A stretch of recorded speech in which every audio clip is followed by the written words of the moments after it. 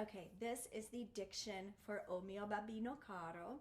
And the major thing that I learned with these gorgeous bel canto arias is that we really work to find pure vowels in every single syllable. And then once you feel like you've got everything, every I dotted, every T crossed, then we sort of need to relax because when you hear an Italian speaking in Italian, it's relaxed. It's not in your face, Babbino. It's more beautiful than that. It definitely feels way more pure than the way we speak, the way Americans speak. But I think you may have noticed, you might want to go back, but you may have noticed in the recording it starts to get a little bit more lugubrious, and that's when you can really get that gorgeous legato line in bel canto style. It's really fun. Here we go. O mio. See, my mouth goes straight back to that O that I did at first. Mio babbino. Back to the same O. Caro. Because these are all the same, they end with the same vowel, we really want them to sound the same because they're so close together. It's going to show if you do O, mio, babbino, different for everyone.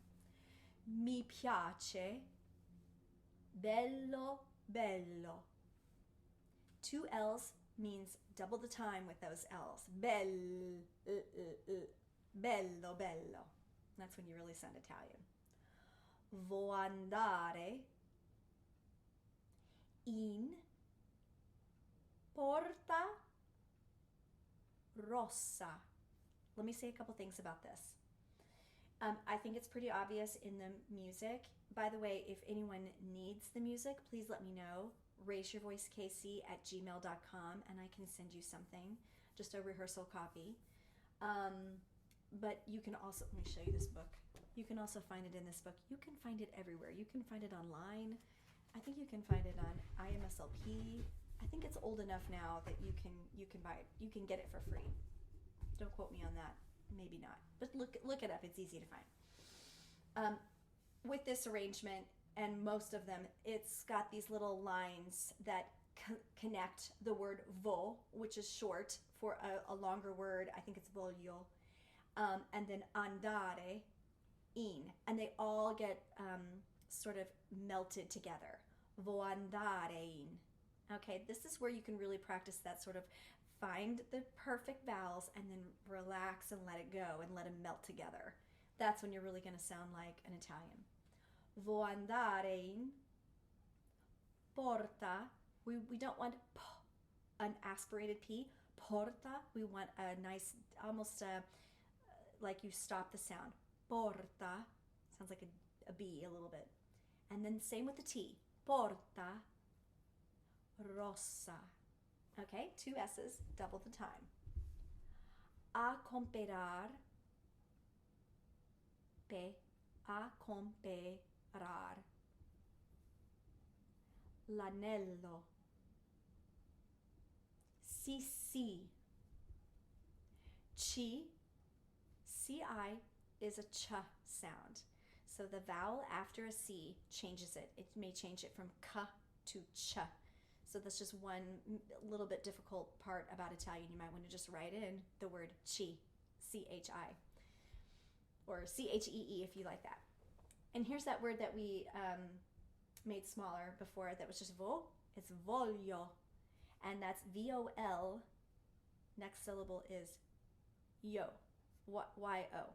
It looks like a big mess, but it's not. It's just voglio. Andare.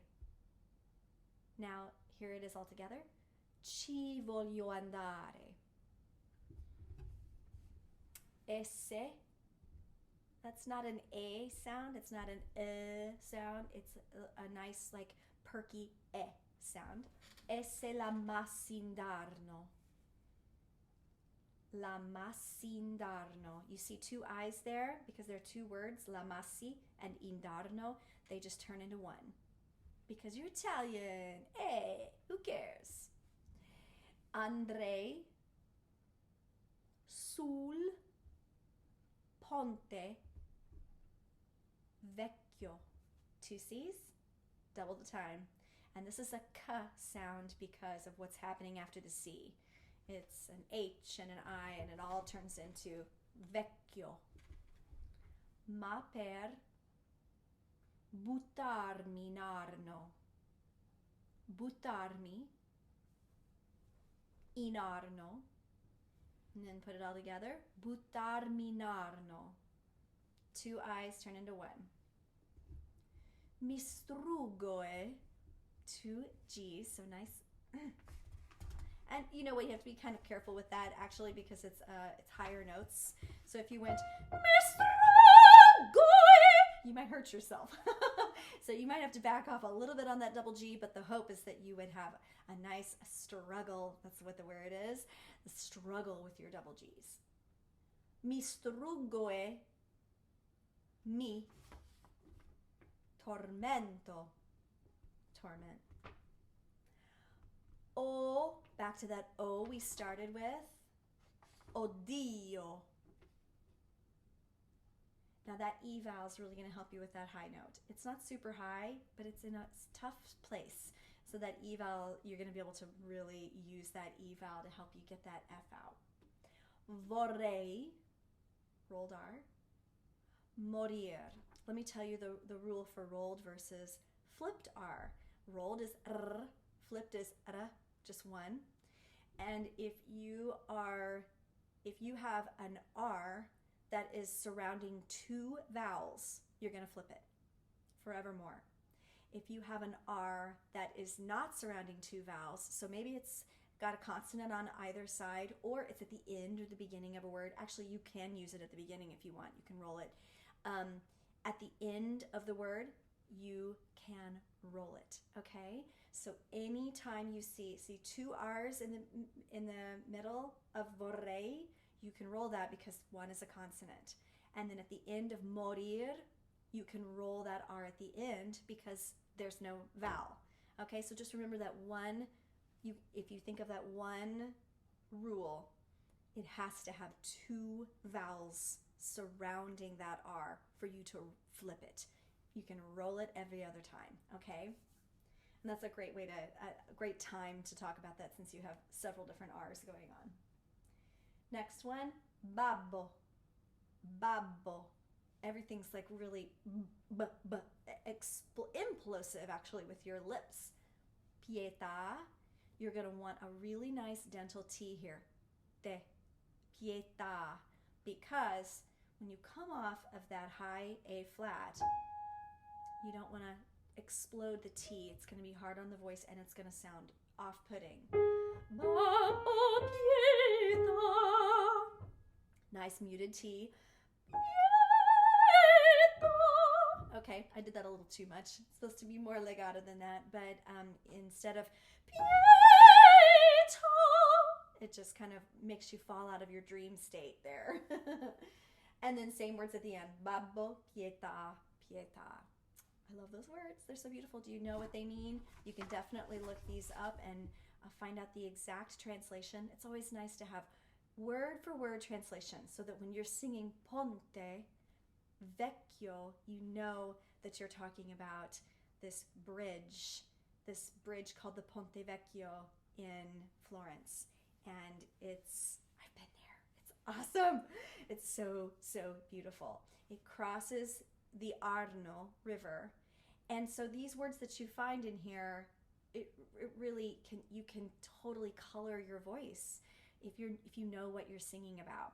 So I invite you to look up the translation. I know what this aria is about, but I would love for you to look it up yourself if you don't know what it's about, and just see what it's like to look up an aria and find out what it means. And there's a synopsis, there's a Wikipedia, there's usually a word-for-word translation. You get everything on the internet. When I started out as an opera singer, there was no internet, or there was internet, but it wasn't offering all of that information. I had to look all of these words up and learn how to translate blah, blah, blah. So It is so easy now. You should try it. It's really fun to dive in to studying an aria and seeing what it's all about. It's a really cool process. And then, of course, I never talk about this, and I really should. Find a singer you love who's singing it. Make sure it's a professional singer, not necessarily a high school recital, even though those can be really nice. Go for a professional singer who's been singing it for years and listen to it. How is it different than mine? Is it faster, slower, richer, warmer? Do they sound better? They probably do. And just get to know what different voices sound like.